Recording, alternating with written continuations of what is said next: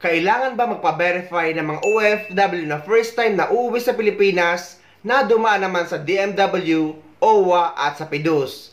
Meaning, isa silang documented OFW. Ang sagot ko dyan guys ay oo at hindi. What? Ganito kasi yun guys, kaya sinasama ko sa kailangan magpa-verify ng kontrata ang mga first time na uuwi sa Pilipinas, yung mga hindi hawak ang kanilang PAPSBAM account. Dahil minsan ay nagkakaroon ng discrepancy lalo na kapag hindi nyo ito na-open or hindi nyo nakikita ang inyong PAPSBAM record. Pero sa mga na-open ang inyong PAPSBAM account at nakapag-acquire kayo ng OEC exemption at okay ang record nyo, ay hindi nyo na kailangan ng contract verification.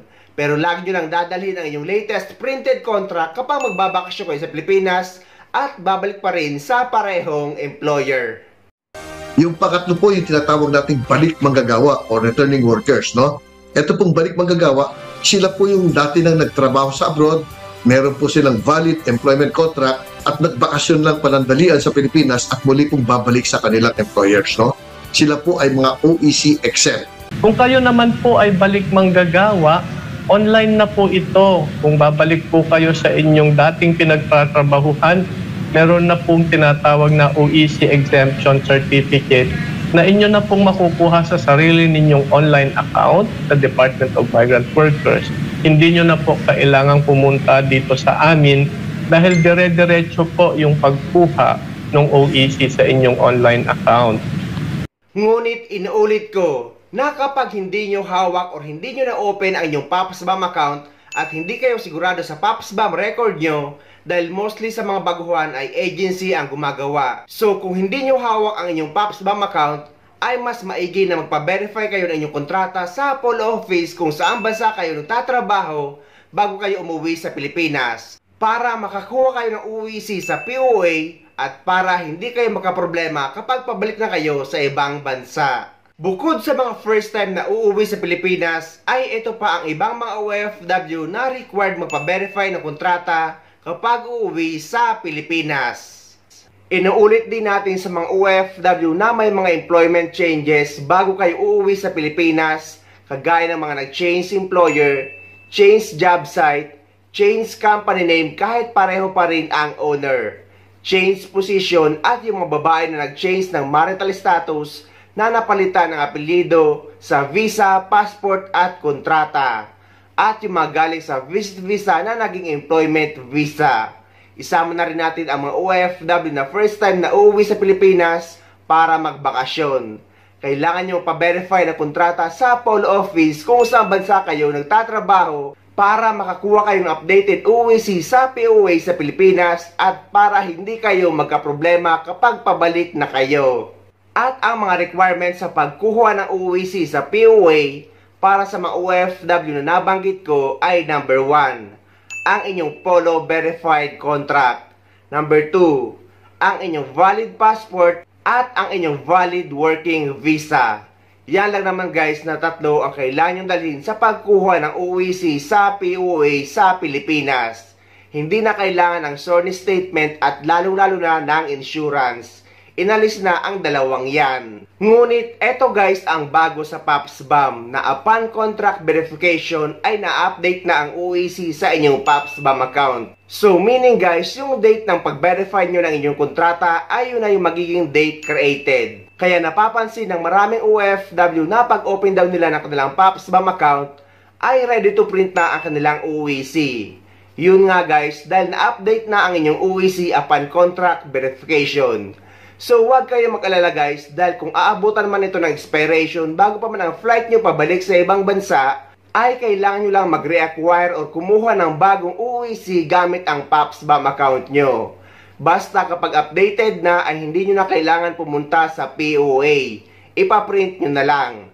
Pero sa mga hindi pa updated ang OEC after makapag-verify ng kontrata, ay saka lang kayo sasadya sa POA dala ang mga requirements na nabanggit ko. Sa mga OFW naman na mga exempted na sa OEC, meaning yung mga OFW na dati na nakauwi sa Pilipinas at dati na nakapag-verify ng kontrata at uuwi muli at babalik sa parehong employer na walang any employment changes. Hindi nyo na guys kailangan ng panibagong Polo Verified Contract dahil nakapag-verify na kayo noon. at parehong employer lang naman ang babalikan nyo. Kailangan nyo lang mag-acquire ng UEC exemption online or sa inyong PAPSBAM account. Sa video na ito ay ituturo ko sa inyo kung paano kumuha ng UEC exemption online. Dahil guys, kinuhanan ko ng UEC exemption ang kasamahan ko dito na uuwi para sa kanyang bakasyon ngayong katapusan ng July. Isang buwan lang kasi ang bakasyon na kinuha niya, kaya pwede na siya mag-acquire ng UEC exemption dahil 2 months naman ang validity nito. At ginawan ko din ng video para maipakita at maituro ko sa inyo. At para makapag-acquire na kayo ng inyong UEC exemption ay pupunta kayo sa PAPSBAM website na onlineservices.dmw.gov.ph na ilalagay ko na yung link sa description ng video na ito para hindi na kayo magkamali.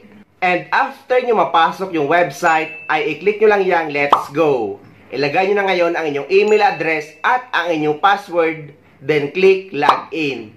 Pero guys, kapag ganito ang lumalabas, ay huwag kayong matakot dahil kailangan nyo lang muli ulitin ang inyong pag-login. At inulit ko nga ulit ang pag-login ng email address at ng password ng kasama ko.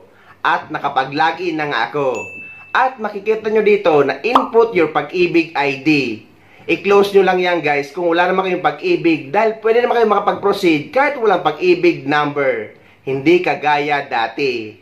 Then, eto na guys, kapag nandito na kayo sa inyong dashboard para makapag-acquire na kayo ng inyong UEC exemption, ay i-click nyo yung balik manggagawa na nakalagay sa gilid. At lalabas ito. Mababasa nyo dito, passport data available. Pag-ibig number, not available. Pero i-click nyo lang yang next. At lalabas ito, previous BM contract do not have deployment details. Huwag kayong matakot guys. I-click nyo lang yang close. Then ilalagay nyo na ang date ng pabalik nyo sa ibang bansa. Take note guys na kapag mag-a-acquire kayo ng UEC exemption is ang date pabalik sa ibang bansa or yung flight nyo pabalik sa ibang bansa ang ilalagay nyo. Dahil ang ating UEC or UEC exemption ay ginagamit natin kapag papunta tayo sa abroad or sa bansa kung saan tayo nagtatrabaho. And after nyo malagay yung date ng flight nyo pabalik sa ibang bansa, ay i-click nyo lang yang next. At lalabas na ito guys. May mga tanong dyan sa baba na kung are you returning to this employer? Are you returning to this job site?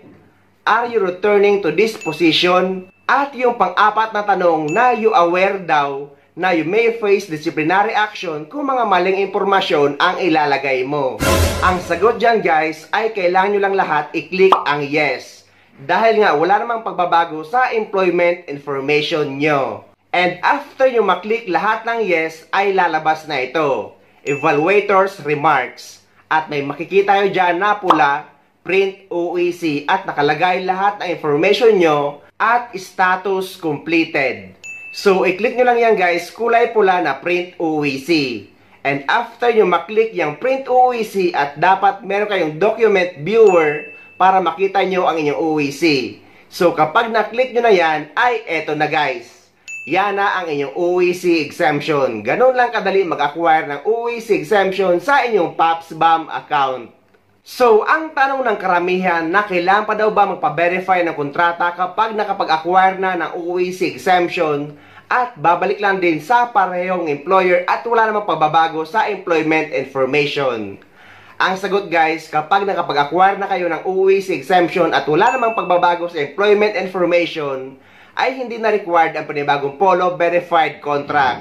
Okay na yan guys, dalhin nyo lang inyong printed valid contract kapag magbabakasyon kayo sa Pilipinas, just in case man hanapin sa immigration. So ayun guys, sana may nakuha kayong idea at sana nakatulong ang video na ito sa inyo. At sa mga hindi pa dyan nakasubscribe sa channel ko, please don't forget to subscribe my YouTube channel and please click the notification bell para lagi kayo updated sa mga upcoming videos na gagawin ko tungkol sa mga updates sa ating mga OFW. Mula dito sa Dubai, maraming salamat. See you next time.